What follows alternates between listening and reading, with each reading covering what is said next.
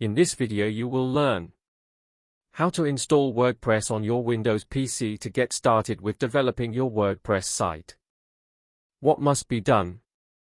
The first step is to install the software which will allow WordPress to work. In our case, for the Windows operating system, we will install XAMPP. The second step is to download WordPress from the official website. After that, we will connect WordPress with the XAMPP package and install WordPress. Everything we do will only be available on the computer. Of course, everything can be transferred to the hosting and domain later, to make it publicly available. First step: installation of the XAMPP package. In order to install XAMPP software, type XAMPP download in the search and open the first link from the search results. Download the latest version of the XAMPP package. After the download is complete, run the downloaded file.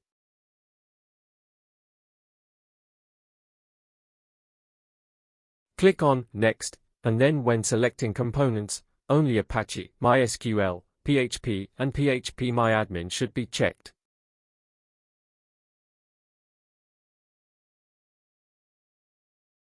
You can leave the installation on the C drive, in the XAMPP directory.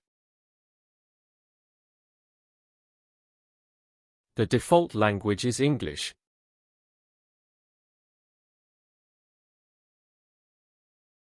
You need to wait for the installation process to finish. After XAMPP is installed, we will go to the location where we installed it. In our case it is the C drive and the XAMPP folder. Right-click on the XAMPP controller option, and then on the Run as Administrator. A window will open, and you need to check the Apache and MySQL options, then select the Start action for these two modules.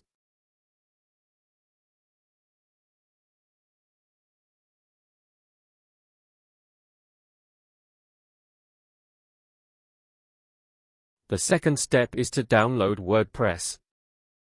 Type WordPress download in Google search, then go to WordPress website and download the latest version of WordPress.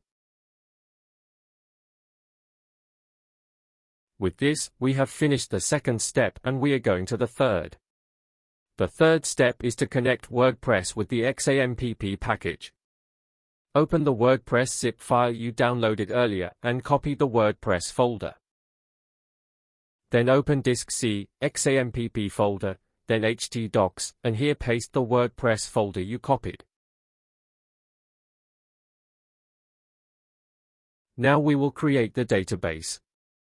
It is necessary to type localhost phpmyadmin in the Chrome browser.